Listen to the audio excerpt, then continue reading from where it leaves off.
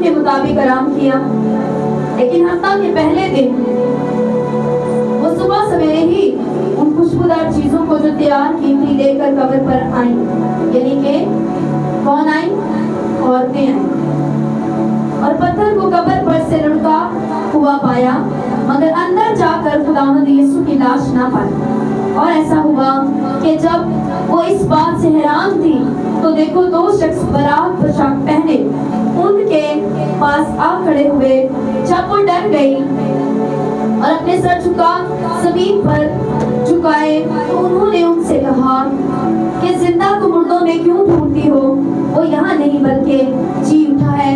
याद करो कि जब वो गलील में था उसने तुमसे कहा था जरूर है कि इतने आतंक गुनाहगारों के हाथ में हवाला किया जाए और मसलूब हो और तीसरे दिन जी उठे। उसकी बातें उन्हें याद आई। सब कहिए आमीन। स्टोर करने आया, हमारी खोई हुई सूरत हमें वापस दिलाने आया, खोया हुआ हमारा मकाम हमें वापस दिलाने के लिए आया। अपने पड़ोसी से पूछो, अपनी साथ बैठी बहन से या भाई से पूछो कि खुदावंद यीशु क्यों आया, क्यों वो इंसान बना तक छोड़ के आया। उसने सब गुनाह अपने ऊपर ले लिए, सब शर्मिंदगी झेली। बात करो जरा, पूछो एक दूसरे से, भाई भाइयों से पूछे जो आपके साथ बैठे कि वो क्यों आया, क्यों उसने इतना दुख सहा, क्यों इंसान बना। खुदा होते हुए अपना तख्त छोड़ा, इंसान बना, जमीन पर आया, इतना दुख सहा, फिर मर गया और तीसरे दिन जी भी उठा। बाइबल कहती है क्यों मर गया, क्यों जी उठा? Hallelujah, hallelujah. बोलो अपने अपने साथ बैठे भाई या बहन को, बोलो तुम्हें रिस्टोर करने के लिए और तुम्हारी खोई हुई सूरत को वापस दिलाने के लिए और तुम्हारा खोया हुआ मकाम वापस दिलाने के लिए। Hallelujah, hallelujah, hallelujah, hallelujah. अब आपको समझ जाना है और सब बच्चे भी आज सीख जाएंगे क्यों यीशु मसीह आए। रिस्टोर करने, क्या रिस्टोर करने? हमारी ग्लोरी को रिस्टोर करने। जो शबी, जो सूरत अदन में खो गई थी उसे रिस्टोर करने, जो रिश्ता खो गया था, टूट गया था, उसे रिस्टोर करने, जो मकाम ये खुदावंद की प्रेजेंस में ठंडे वक्त में आदम खुदा के साथ उसके करीब रहता था, उसका उसके लिए एक जबरदस्त प्लेस था। हालेलुया। उसका मकाम था कि वो यहोवा खुदा की, अपने खालिक की, अपने बनाने वाले की कुर्बत में था। वो उसका क्या हो गया? उसकी हैसियत चली गई, मकाम चला गया, उसकी वो शबी चली गई। सब कुछ क्या कर दिया इंसान ने? खोल लिया, गुनाह के सबब से। किस सबब से?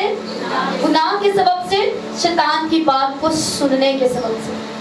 आज भी ईमानदार बपतिस्मा पाए हुए, तौबा किए हुए, बपतिस्मा लिए हुए, कई बार खिदमत करते हुए भी जब भी आप शैतान की बात को सुन के रिसीव कर लेंगे, आप फिर से महिमा को खो देंगे, आप फिर से अपना फेथ खो बैठते, आप फिर से खुदा के साथ वो जो आपका स्ट्रॉन्ग रिश्ता होता है आप उसे फिर से खो देते। लेकिन खुदावंद का रूहुल कुदूस आपको रिस्टोर करने की ताकत रखता है। इसीलिए वो चाहता है कि आज इस जीवने के दिन में वो आपको रिस्टोर करे।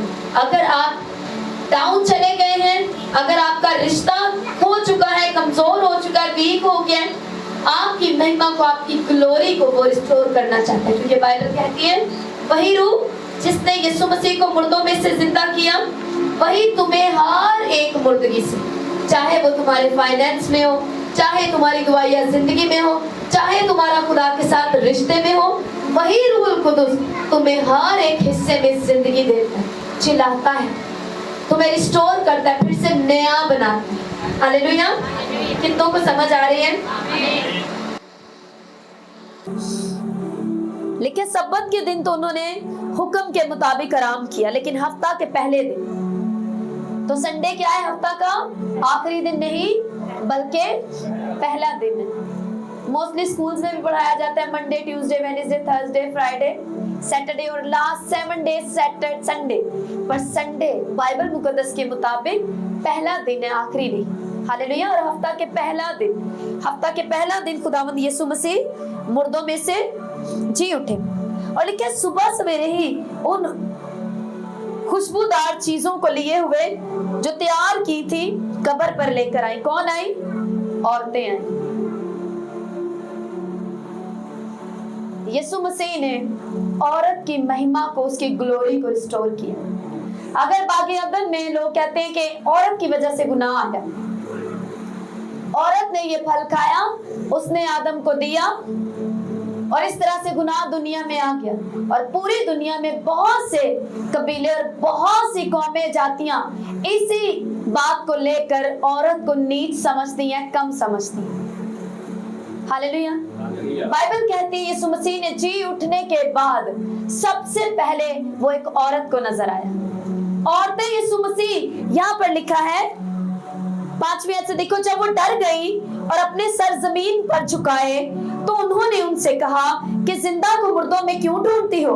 वो यहाँ नहीं बल्कि जी उठा है। याद करो कि जब वो गलील में था तो उसने तुमसे कहा था, यानी कि ये वही औरतें थी जो खुदावंद यीशु मसीह के पीछे पीछे शागिर्दों के साथ खिदमत में हिस्सा लेती थी, खिदमत करती थी साथ। और यीशु मसीह के जब सब शागिर्द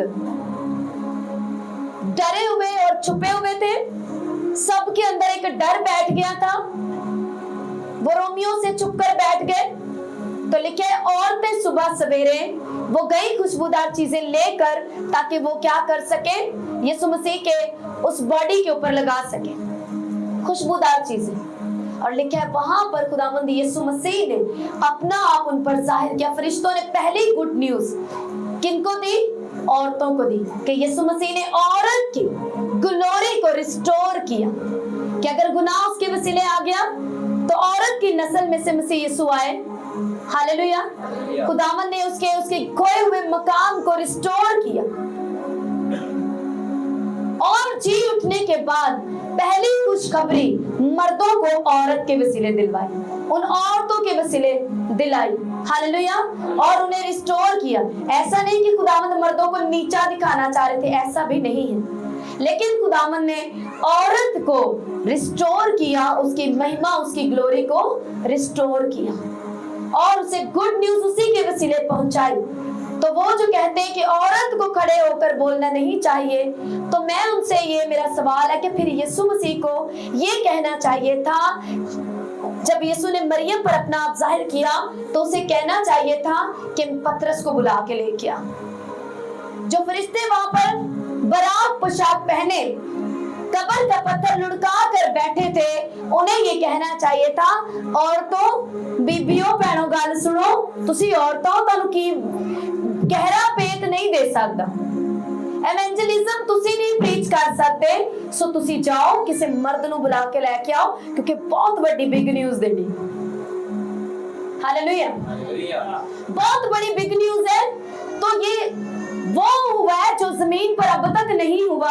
शैतान का, मौत का, कब्र का सर कुचल दिया गया है, उसे हरा दिया गया। ये बड़ी गुड न्यूज है। तो तुम जाकर किसी मर्द को बुला के लेकर आओ, यीशु मसीह के दिलेर शागिर्द यूहन्ना को ले आओ जो एंड तक सलीब के साथ जो है वो खड़ा था, उसी को ले आओ। अगर बाकी डरे हुए किसी को लेके आओ, किसी दिलेर को लाओ, किसी मर्द को लेके आओ, खुशखबरी देनी है। लिखा उन्होंने औरतों से कहा कि याद करो जब तुम मसीह के साथ थी तो खुदावंद ने क्या कहा था कि मैं मर जाऊंगा, दफन हो जाऊंगा और तीसरे दिन मुर्दों में से जी उठूंगा। अब तुम जाओ और जाकर उसके शागिर्दों को ये बताओ, जाओ ये बड़ी गुड न्यूज दो, जाओ गवाह बन जाओ और बताओ कि खुदावंद ने औरत की महिमा, उसकी ग्लोरी को रिस्टोर कर दिया, उसकी शर्मिंदगी को रिस्टोर कर दिया। हालेलुया। जोर से तारीफ करो। खुदावंद यीशु मसीह ने जो बड़ा काम किया, बाइबल कहती है ज़बूर में ये लिखा होगा कि खुशखबरी सुनाने वालियां फौज की फौज होंगी। हालेलुया। फौज की फौज होंगी। एक सामरी, एक बदकार औरत के वसीले, वो हमारा खुदावंद यीशु मसीह ऐसा है जिसने एक बदकार औरत जिसके 5 शौहर वो कर चुकी थी, जिसके पास अब थी वो उसका शौहर नहीं था, नाजायज तरीके से उसके साथ थी, पर खुदावंद यीशु मसीह जब दया करता, रिस्टोर करने पे आता है तो वो पापी जनाकार को नहीं देखता, वो अपने तर्स को उस पर करता है, उसे रिस्टोर करता है। हालेलुया। उसने एक बदकार जनाकार औरत के वसीला से पूरा सामरिया, पूरा शहर लिखा है उस औरत की गवाही पर यीशु से मिलने आ गया। और फिर जब यीशु मसीह वहां गए, 2 दिन उनके साथ रहे, प्रीचिंग की, मुनादी की, उनमें बड़े काम किए, तब उन्होंने उस औरत से कहा, अब तेरे कहने से ही नहीं बल्कि हमने खुद भी बड़े काम देखकर और तालीम को सुनकर हम ये ईमान ले आए हैं कि यीशु ही वो आने वाला मुनज्जी है। हालेलुया। लेकिन उसकी गवाही देने पर पूरा शहर यीशु को देखने के लिए आया। हालेलुया। तो खुदावंद यीशु मसीह ने क्या किया? रिस्टोर किया, हर एक जिंदगी को रिस्टोर किया, हर मर्द को, हर औरत को रिस्टोर किया। हालेलुया। खुदावंद यीशु मसीह जानते थे कि आने वाले टाइम में ऐसे दलेर और बहादुर उठेंगे जो शायद औरतों को अलाउ ना करें। तो खुदावंद यीशु मसीह ने उनको पहले ही बहाल कर दिया, पहले ही उनको रिस्टोर कर दी, ताकि रूहुल कुदुस जब ज़हनों को खोले तो लोग जान पाए कि रूहुल कुदुस किस तरह से काम करता है और खुदावंद यीशु मसीह ने किस तरह से बहाली कर दी है। हालेलुया। लेकिन इसका मतलब ये नहीं है कि औरतें मर्दों को कुछ ना समझें या घर में अपने शौहर को कुछ ना समझें। हरगिज़ इसका ये मतलब नहीं। बात ये हो रही है कि जो इल्जाम लगाया जाता था कि औरत के सबब गुनाह आया और वो प्रीच नहीं कर सकती, जो आज भी दावेदार खड़े होते हैं, तो उनके लिए ये वचन है, ये कलाम उनके लिए है कि जी उठो, तुम्हारे बंद जहन भी जी उठे यीशु मसीह के नाम से, तुम्हारे बंद मुर्दा जहन की मुर्दगी जी उठे यीशु मसीह के नाम से, कि यीशु मसीह ने अपने जी उठने की खुशखबरी सबसे पहले एक औरतों के वसीले दिलवाई कि जाओ और मेरे, क्या कहा खुदावंद ने मरियम से, जाओ और मेरे भाइयों से कहना कि मैं तुमसे पहले गलील को जाऊंगा। Hallelujah, hallelujah. अब दूसरी बात कि वो यहाँ नहीं है बल्कि जी उठा है।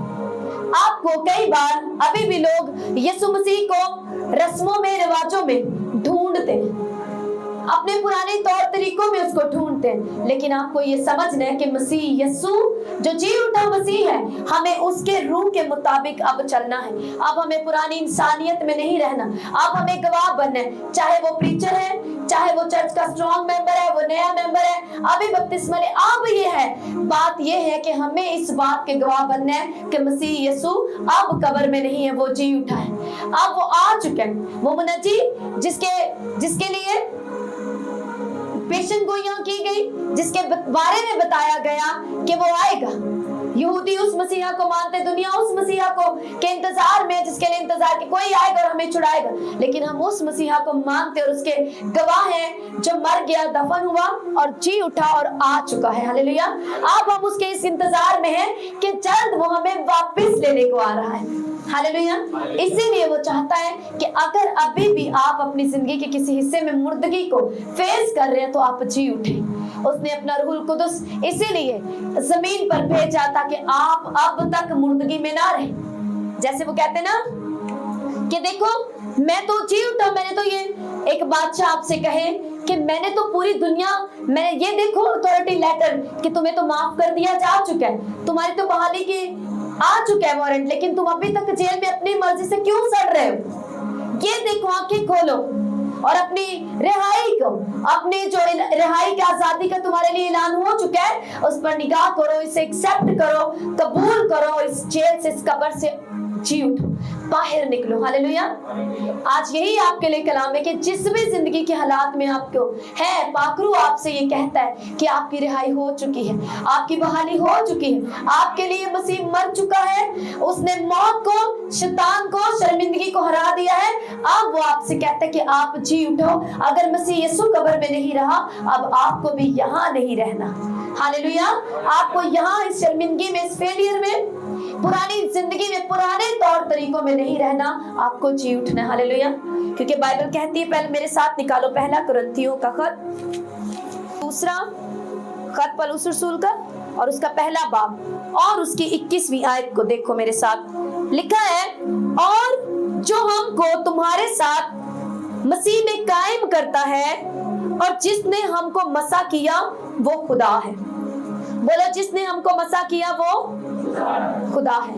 अपने आप को बोलो, जिसने मुझे मसा किया वो खुदा है। जिसने मुझे मसा किया वो खुदा है। और रोमियो 8 बाब में लिखा है, जो मैं कंटिन्यू आपको बोल रही हूँ, कि वो रूह जिसने यीशु को मुर्दों में से जिलाया, जिंदा किया, लिखा है, वो तुम्हें हर एक मुर्दगी से क्यों ना जिलाएगा। अब आपको ये बात को समझना है कि जिसने मुझे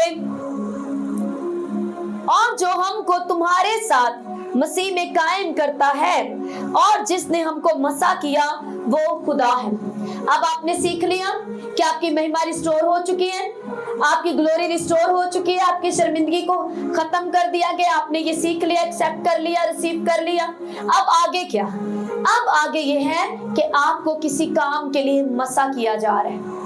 हालेलुया। आपकी एक जिम्मेवारी लगाई जा रही है। जैसे उन औरतों से कहा कि जाओ जाकर बताओ कि मसीह जी उठा है, ऐसे ही आपको एक काम के लिए मसा किया जा रहा है। क्या लिखता है रसूल? फिर से देखो, और जो हमको तुम्हारे साथ मसीह में कायम करता है, यानी कि खुदा जो हमको मसीह के साथ कायम करता है, और जिसने हमको मसा किया है वो खुदा है।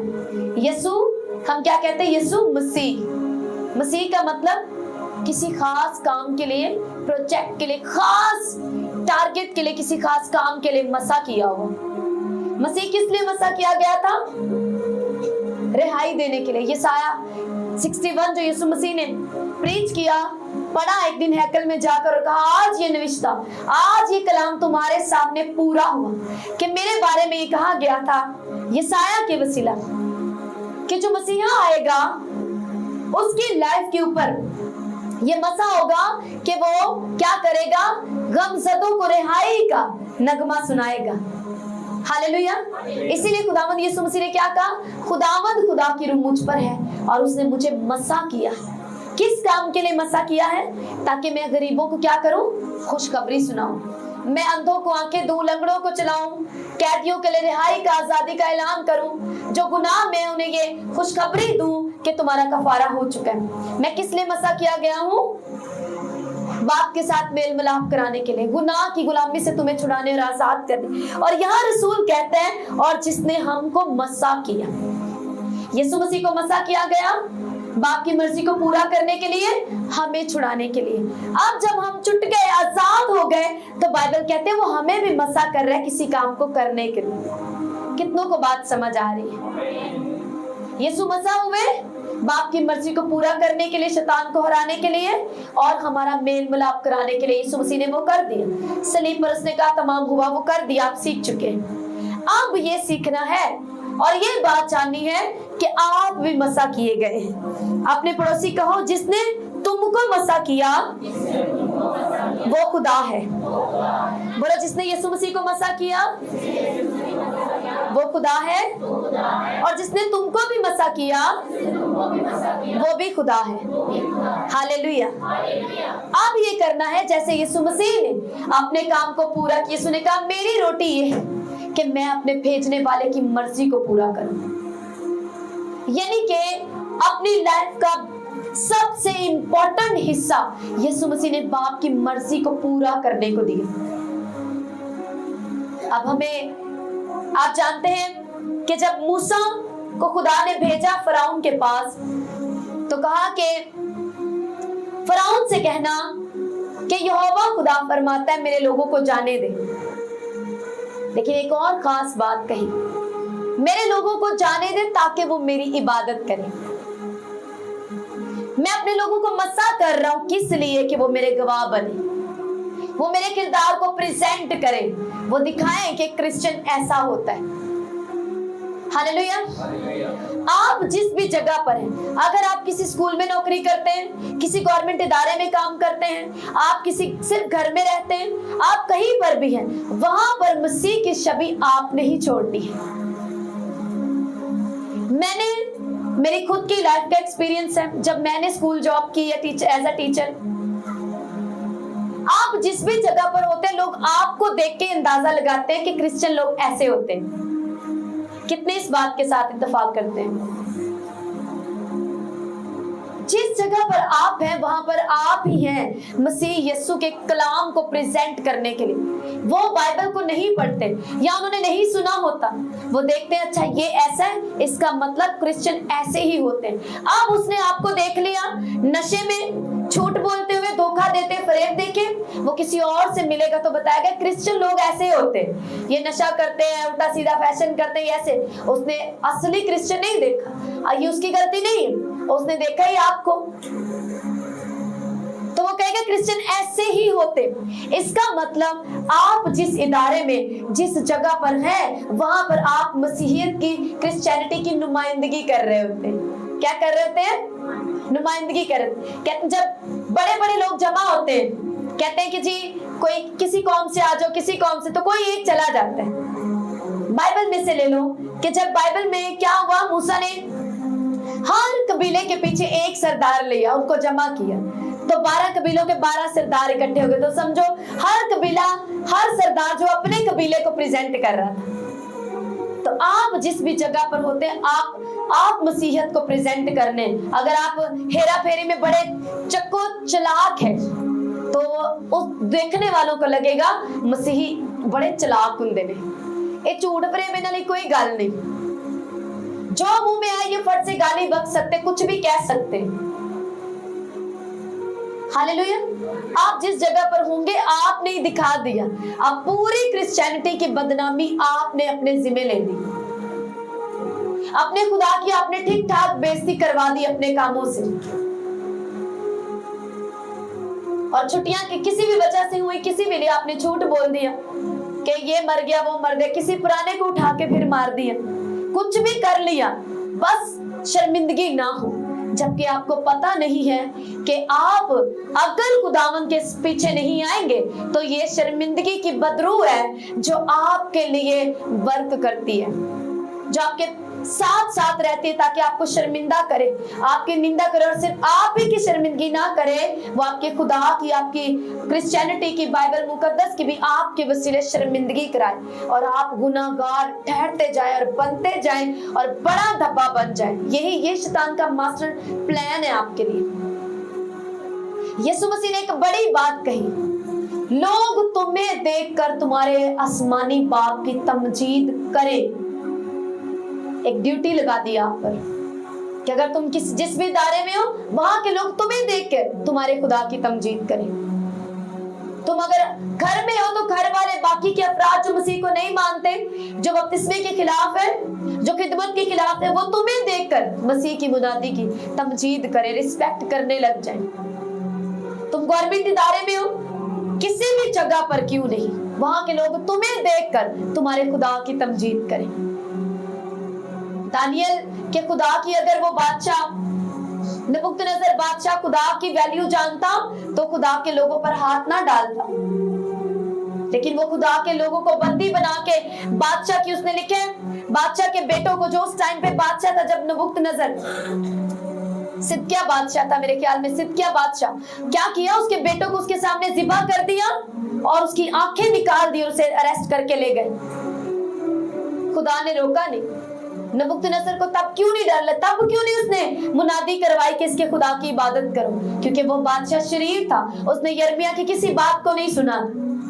यिर्मयाह नबी वार्न कर रहा था, उसने सुना नहीं। वही बादशाह बाद में दानियल के आगे झुक रहा है और कह रहा है कि जहां जहां तक मेरा राज है, मेरी बादशाह, ये लोग दानियल के बादशाह की खुदा की इबादत करेंगे। हालेलुया। क्यों?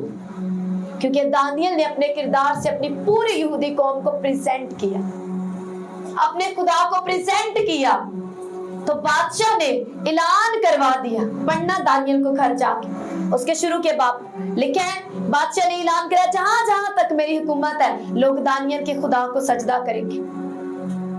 जब शेरों की मांद में से उसको निकाला, जो सेकंड बादशाह तब आ चुका था, लेकिन उस बादशाह ने भी ये इकरार किया कि अब से मेरी बादशाह में जितने लोग हैं वो दानियल के खुदा की इबादत करेंगे। हालेलुया।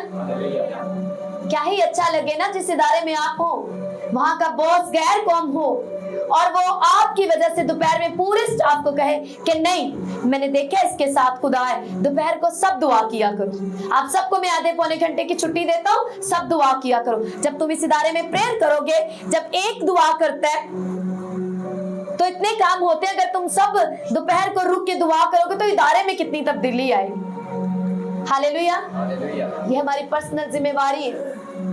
लेकिन अगर हमें सिर्फ इतना पता है, आज क्रिसमस है, चले जाओ, आज ईस्टर है, आज ये है आज वो है, तो रस्मी बन के आ जाएंगे तो कौन काम करेगा। यीशु मसीह ने बाइबल में लिखा है, रसूल फरमाता है सब अपनी अपनी फिक्र में, ना कि मसीह यीशु की।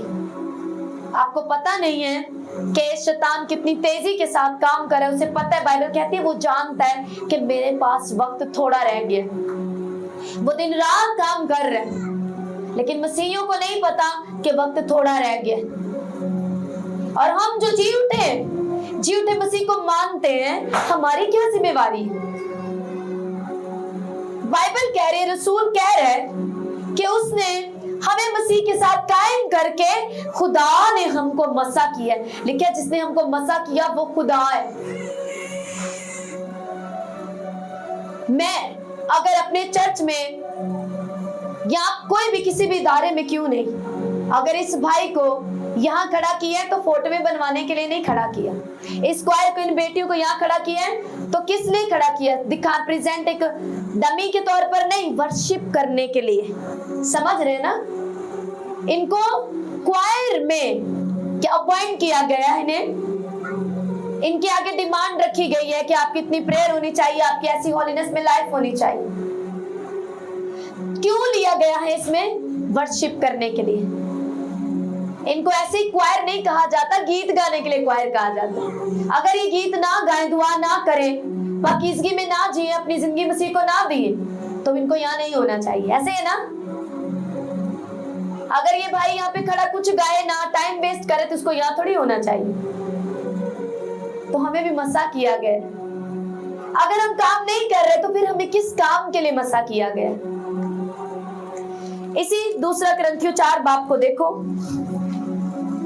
उसकी 7वीं आयत लिखे, हमारे पास ये खजाना मिट्टी के बर्तनों में रखा है ताकि ये हद से ज्यादा कुदरत हमारी तरफ से नहीं बल्कि खुदा की तरफ से मालूम हो। हालेलुया। हम जो मिट्टी के बर्तन हैं, बाइबल कहते हैं यीशु मसीह के जी उठने के वसीला से इन मिट्टी के बर्तनों में खुदा ने कुदरत रख दी है, मसा कर दिया है, हमें कुदरत रख दी है ताकि हम कुदरत के काम करें। अभी आप में से कोई बीमार बैठा और उस पे जाके मैं हाथ रखूं और वो हील हो जाए, तो वो मैंने नहीं किया। वो कुदरत जो मेरे अंदर भरी गई है, उस कुदरत से वो बीमार चंगा होगा। या आप जब मसीह में आ जाए और अपना आप मसीह को देर खुदावंद आपने कुदरत भरे, आप बीमार पर हाथ रखें तो वो कुदरत निकलेगी और बीमार को छू के आजाद करेगी। वो कुदरत हमें इसलिए डाली गई ताकि हम कमजोरी पर गाली बाज सके, हम शैतान पर गाली बाज सके। आपको सोचना है, होश में आना है, जी उठना है। हालेलुया। कि कितने लोग मेरे इर्द गिर्द जहन्नुम की तरफ तेजी से दौड़ रहे हैं, लोगों को परवाह नहीं। नौजवान गलियों में किस तरह से, कितने आप में से हैं जो आप आते वक्त घर किसी को कह के आए या फोर्सफुली या आपने विजिट किया के चर्च आना, एक सॉलिड बहाना होता है, कोई सुनता नहीं और अपने अपने चर्च जाते। ये बात नहीं है। बात यह है कि आपने प्रे करके किसको जाके इनवाइट किया बोझ के साथ। कितने नौजवान गलियों में खड़े, कितने भाई हैं जो फोर्स करके उनको साथ लेके आए हैं। नशे में ढूंढते किसी को पकड़ के लाए हैं कि तू इस वक्त, आज ईस्टर है, तूने कपड़े पहने हैं, लेकिन क्या आज तुझे मसीह को जानना जरूरी नहीं? अब वो कहते ना इनफ इज इनफ, बहुत हो गया। अब जो है वो हम इन चीजों से बाहर आ जाएं। लोगों को फोर्सफुली, लिखे है बाइबल में, बहुतों को आग में से झपट कर बचाना पड़ेगा।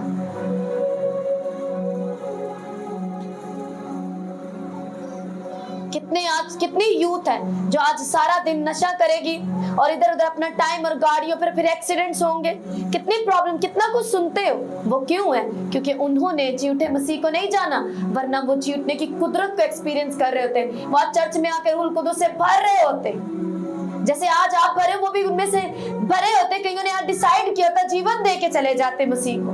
तो क्या आपको हेवन में वो याद नहीं करता? आपका प्लस पॉइंट लगता वहां पे। जब मैं बाइबल कॉलेज जाती थी, हमारे टीचर हमें कहते हैं अगर आपने जाके 3-4 लोगों को बताना है जाके जो आज लेसन सीख के जा रहे हो, तो वो एक डायरी में बना के बताते कि आपने सीखा है तो जो आपने प्रीचिंग सीखी है वो मेरा प्लस पॉइंट लगा है, जब आप तुम जाके आगे बताओगे तो वो तुम्हारा प्लस पॉइंट लगेगा।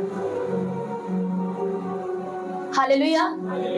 क्या है जी उठने की कुदरत? ये कि मैं पहले ईमान लाऊं कि मसीह जी उठा है, उसने मुझे जिंदा कर दिया है, अब मुझे मसा कर दिया गया है कि मैं जो मौत में, गुनाह की गुलामी में और शैतान के हाथों शर्मिंदगी में, घरों में जाके देखे लोग आपको सामने सामने से लगेगा कि इनके घर पे इस तरह है, पर लोग कितने दुखी अपने नौजवान बेटे से कि वो नशा करता है, सब कुछ बेच देता है, मारदार करता है, आज भी कुछ बेच के सारी रात से नशे में है और अभी वो कहीं निकल गया, वो पीछे घर वाले रो रहे हैं और दुखी, और दिखने में लगता है कि नहीं इस घर में भी ईस्टर है।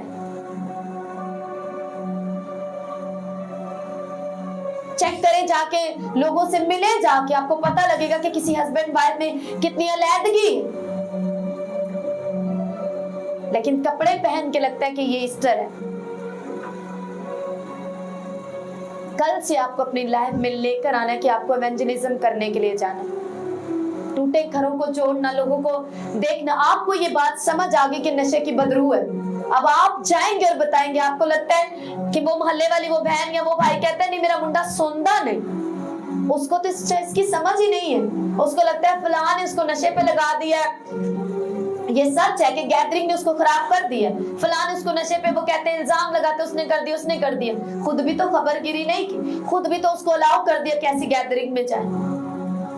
तरबियतें फेल हो जाती हैं जब संगतियां खराब होती हैं। जितनी मर्जी आपने तरबियत की हो, माहौल खराब में बच्चा दे दो, आपकी तरबियत फिनिश हो जाएगी। हालेलुया। आपको पता लग गया कि ये बदरू है, तो क्यों आप उसको चर्च में नहीं लाते ताकि उसका लड़का आजाद हो जाए और वो घराने में, वो एक ही जब वो नशा छोड़ेगा, कमाएगा, तो वो घराने की ग्लोरी कहाँ जाएगी? पर्सनल जिम्मेवारी लेके जाएं। हालेलुया। अपनी आंखों को जरा बंद करके घुटनों पे आओ जल्दी से।